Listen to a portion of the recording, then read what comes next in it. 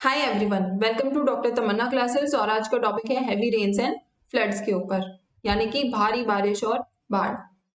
तो फ्रेंड्स, आजकल हम देख रहे हैं कि बहुत ज्यादा बाढ़ जैसी कंडीशन हो रखी है दिल्ली में, उसके आसपास के इलाकों में। तो क्या रीजन है, इतनी भारी बारिश क्यों है? क्या लगता है आपको, इतनी बारिश क्यों होती है कि बाढ़ जैसे हालात बन गए इस बार वहां पे?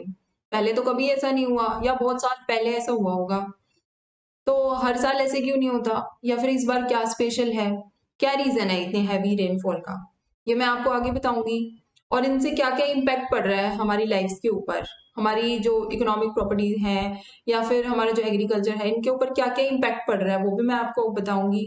और जो न्यूज है आजकल, यमुना जो है, जैसे कि ताजमहल के जो दीवारें हैं वहां तक पहुंच गई है, इतना ज्यादा जल स्तर इनका बढ़ गया है रिवर्स का। तो ये सब हम डिस्कस करेंगे इस वीडियो में, तो वीडियो को एंड तक जरूर देखना फ्रेंड्स। सबसे पहले तो हैवी रेन्स, यानी कि भारी बारिश, ये हमने बहुत ज्यादा डिजास्टर्स फॉर्म में देखी थी फ्रेंड्स 2013 में उत्तराखंड के अंदर, जब बहुत बड़ा डिजास्टर हुआ था। ये हम सबको याद है। तो उसके बाद से क्या है, हर साल हैवी रेन्स की फॉर्म में हम इंडिया में कहीं ना कहीं फिर भी देख रहे हैं। बहुत भारी बारिश कहीं ना कहीं हर साल होती ही है इंडिया में। इस बार ये दिल्ली और उसके आसपास के इलाकों में है, जिनसे कि बाढ़ जैसे हालात हो गए हैं। तो पहले हमने देखी है कुछ स्टेट्स में, जैसे कि असम में देखी है, केरला में देखी है केरला फ्लड्स, या फिर मुंबई में देखी है, गुड़गांव में भी आई थी। तो ये सब हमने देखी है हर साल। तो इनसे क्या होता है फ्रेंड्स, इनसे डिस्ट्रक्शन होती है, हमारी जो बिल्डिंग्स वगैरह है, इंफ्रास्ट्रक्चर है, उसका डिस्ट्रक्शन, या फिर डेथ्स होती हैं बहुत ज्यादा। और फ्लडिंग तो आती ही आती है, हैवी रेन होगी तो फ्लडिंग आएगी। और ये जो एक्सट्रीम रेनफॉल इवेंट है, ये बहुत सारे स्टेट्स में हमने देखा है। अब ये इतनी हैवी रेन्स आती हैं, ये आती क्यों है, क्या रीजन है इनके आने का? सबसे पहले तो है ग्लोबल वार्मिंग। ग्लोबल वार्मिंग यानी कि हमारी अर्थ का जो टेम्परेचर है वो इतना बढ़ जाता है, इतना राइज हो जाता है, वो भी हमारी ही एक्टिविटीज की वजह से, जिससे कि अर्थ गर्म हो जाती है, और उनकी वजह से बहुत सारे नेगेटिव इम्पैक्ट्स होते हैं हमारे ऊपर। ये बढ़ती क्यों है हमारी वजह से? जैसे कि आजकल हम इतना ट्रांसपोर्ट वगैरह यूज कर रहे हैं, जैसे कि जो हम कार या फिर स्कूटी या फिर बाइक जो भी हम लेते हैं, उनसे गैसेस निकलती है बहुत सारी हार्मफुल, जैसे कि सल्फर ऑक्साइड्स हैं, नाइट्रस ऑक्साइड्स हैं। तो ये सब हार्म करती है हमारे इन्वायरमेंट को। या फिर इंडस्ट्रीज हैं, फैक्ट्रीज हैं, इनसे भी धुआं निकलता है, वो भी बहुत हार्मफुल है हमारे लिए। तो इसकी वजह से अर्थ का टेम्परेचर बढ़ जाता है, और इससे क्या होता है, हैवी रेन्स आती है। क्योंकि टेम्परेचर, ये भी कहते हैं कि टेम्परेचर जब 1 डिग्री राइज करता है, तो फिर 5% चांसेस बढ़ जाते हैं हैवी रेन्स के होने के। तो ये भी एक रीजन है। और एक है अर्बनाइजेशन, सेकंड पॉइंट। तो फ्रेंड्स, अर्बनाइजेशन का क्या मतलब है? आजकल जो रूरल पॉपुलेशन है, जो गांव में रहते हैं, वो बाहर आके वो चाहते हैं कि हम भी शहरों में रहे, यानी कि अर्बन एरियाज में रहे। तो उसकी वजह से क्या हो रहा है कि पॉपुलेशन अर्बन एरियाज की बहुत ज्यादा बढ़ गई है। अब वहां पे फैक्ट्रीज, इंडस्ट्रीज और ये ट्रांसपोर्ट भी बहुत ज्यादा हो गए हैं।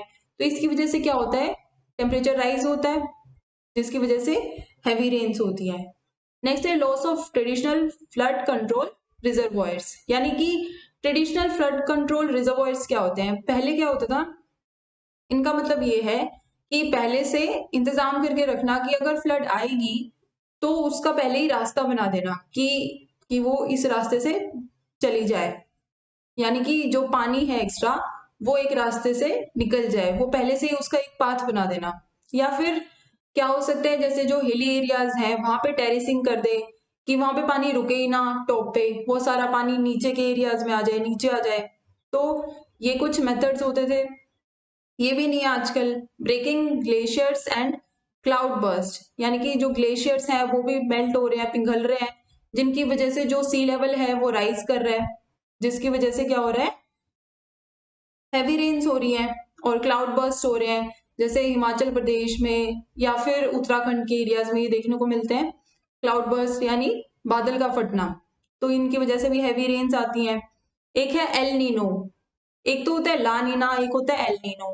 ला नीना का मतलब क्या होता है कि जो हमारी वाटर बॉडीज हैं, जैसे कि सी है, ओशियन है हमारा, उसका जो वाटर का सरफेस का टेम्परेचर है वो अगर कूल है तो ला नीना है, अगर वो गर्म हो जाता है, उसका टेम्परेचर राइज हो जाता है, तो इसका मतलब क्या है, एल नीनो इफेक्ट है वो। तो ये भी बढ़ रहा है। ये क्यों बढ़ रहा है? क्योंकि ग्लोबल वार्मिंग बढ़ रही है, अर्थ का टेम्परेचर राइज हो रहा है, तो जो वाटर का सरफेस का टेम्परेचर है वो तो राइज होना ही था। दूसरे कुछ रीजन है जैसे कि लैंड यूज प्रैक्टिसेस बढ़ रही हैं, या फिर एयर पोल्यूशन। एयर पोल्यूशन के ऊपर मैंने सेपरेट वीडियो बना रखी है, आप चेकआउट कर सकते हो। एयर पोल्यूशन भी बहुत बड़ा रीजन है, क्योंकि हम एयर को पोल्यूट कर रहे हैं अलग अलग तरीकों से, उसमें आ रहे हैं अलग अलग तरह के केमिकल्स, गैसेस, जैसे कि sulphur oxide, nitrous oxide, volatile organic compounds हो गए, पार्टिकुलेट मैटर्स हो गए। तो ये सब क्या कर रहे हैं, हार्म कर रहे हैं हमारे इन्वायरमेंट को, जिसकी वजह से ग्लोबल वार्मिंग हो रही है, टेम्परेचर राइज कर रहा है, जिसकी वजह से हैवी रेन्स होती है। तो फ्रेंड्स, ये कुछ रीजंस थे जिनकी वजह से हैवी रेन्स हो रही है, यही कुछ रीजन होते हैं। अब ये जो हैवी रेनफॉल है, इनका इम्पैक्ट क्या पड़ता है हमारी लाइफ के ऊपर? इनकी वजह से क्या हो रहा है? सबसे पहले तो फ्लड्स। अगर बहुत ज्यादा रेनफॉल होगा तो फिर बाढ़ आएगी, जिसकी वजह से बहुत ज्यादा डिस्ट्रक्शन होता है। नेक्स्ट है एग्रीकल्चर।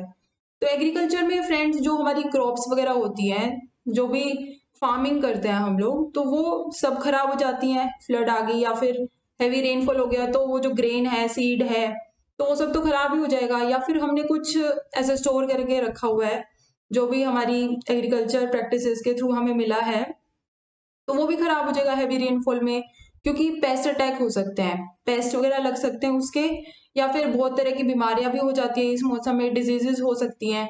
तो इसकी वजह से क्या होता है, एग्रीकल्चर भी इम्पैक्ट होता है। नेक्स्ट है इकोनॉमिक लॉसेस।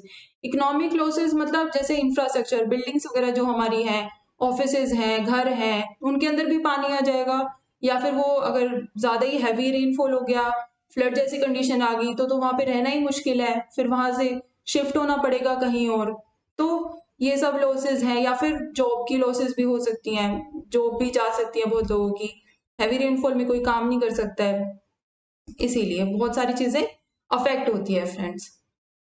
अब हैवी रेनफॉल की वजह से क्या आती हैं, फ्लड्स। तो फ्लड्स क्या होती हैं? सबसे पहले टेम्परेरी ओवरफ्लो ऑफ वाटर, यानी ये परमानेंट तो है ही नहीं, हमेशा थोड़ी ना फ्लड रहेगी, तो टेम्परेरी है, ये टेम्परेरी ओवरफ्लो ऑफ वाटर, पानी का ओवरफ्लो होना। और ये वैसे मोस्ट कॉमन है यूनाइटेड स्टेट्स में, लेकिन आजकल तो हमारे इंडिया में देखने को बहुत मिल जाती है, जैसे अभी दिल्ली में कुछ एरियाज में। कैन लीड टू इंजरी और डेथ। अब इसकी वजह से क्या हो सकता है, हमें इंजरी हो सकती है, अगर हम बाढ़ के एरिया में जाएंगे तो इंजरी हो सकती है, डेथ भी हो सकती है।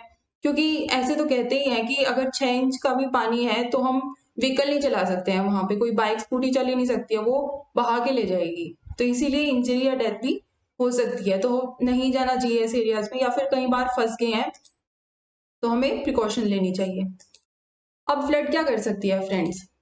ये रेन की वजह से होती है, heavy rain, snowfall, coastal storms या फिर storm surges, overflow of dams और दूसरे वाटर सिस्टम्स की वजह से। और क्या हो सकता है फ्रेंड्स, ये धीरे धीरे डेवलप होती है। और फ्लैश फ्लड्स, ये तो सबसे ज्यादा बुरी फ्लड्स होती हैं, बहुत ज्यादा हार्मफुल डेंजरस फ्लड्स। ये क्या, इसका तो पता ही नहीं लगता कि ये कब आती है, ये वार्निंग देती ही नहीं है पहले, आने से पहले ये एकदम आ जाती है फ्रेंड्स, तो इनको फ्लैश फ्लड्स बोलते हैं इसीलिए। अब कोज आउटेजेस, ये आउटेजेस कोज करती है, क्योंकि आउटेजेस क्या होता है, हमारी जो फैसिलिटीज होती है हमारे घर पे, जैसे इलेक्ट्रिसिटी होगी, ऐसी कुछ फैसिलिटीज, तो वो सब हम नहीं यूज कर पाएंगे उस टाइम पे, तो वो बंद हो जाती है। और ट्रांसपोर्टेशन ये भी नहीं हो सकता, बिल्डिंग्स वगैरह ये डैमेज हो जाएंगी, या फिर लैंडस्लाइड्स भी हो सकती है। अब हैवी रेनफॉल होगा तो हिली एरियाज में क्या होगी, जो लैंड है वो नीचे की तरफ आएगी, लैंडस्लाइड भी हो सकती है, जिससे हमारे फोना और फ्लोरा को बहुत ज्यादा नुकसान भी होता है। अगर आप फ्लड की कंडीशन में हैं, फ्लड वार्निंग है, तो फिर आपको क्या करना चाहिए फ्रेंड? सबसे पहले तो सेफ शेल्टर ढूंढ लो, कहीं सेफ जगह पे जाओ, आप वहां पे मत रहो, और वॉक, स्विम, ड्राइव ये सब तो करना ही मत। और जो ब्रिजेस वगैरह हैं तो उनसे उतर जाओ, क्योंकि ब्रिज के ऊपर हो सकता है वो टूट जाए हैवी रेनफॉल या फ्लड की वजह से, तो ब्रिज के ऊपर तो बिल्कुल भी नहीं रहना चाहिए। अब depending on the type of flooding, evacuate if told to do so, या फिर हायर ग्राउंड या फिर हायर फ्लोर पे जाए आप, और या फिर जहाँ पे आपको सेफ लगे वहां पे रहे। अब कुछ न्यूज की बात कर लेते हैं, आजकल क्या न्यूज चल रही है। अब 45 साल में पहली बार क्या हुआ है, यमुना का जो जल स्तर है वो बहुत बढ़ गया है और ताजमहल की दीवारों तक पहुंच गया है। नेक्स्ट क्या है फ्रेंड्स, मथुरा में भी 52 सेटलमेंट्स जो है वो फ्लडेड हो चुकी है, डेंजर मार्क से ऊपर इसका पानी पहुंच चुका है। और जो हिल्स हैं वहां पे भी रेन अलर्ट आ गया है, जो ऊपर के नदर्न एरियाज है हमारे इंडिया के वहां पे अलर्ट है। तो दिल्ली में भी इम्पैक्ट देखने को मिल सकता है ये 3-4 दिनों के अंदर। नेक्स्ट है फ्रेंड्स, यमुना रिवर जो है वो उसका जल स्तर बहुत बढ़ गया है दिल्ली में, हम देखते हैं आजकल न्यूज में। तो रेजिडेंट्स जो हैं उनको अलर्ट दिया हुआ है। तो thank you friends, subscribe to doctor Tamanna classes and follow us on gkcomplete.com. Thank you.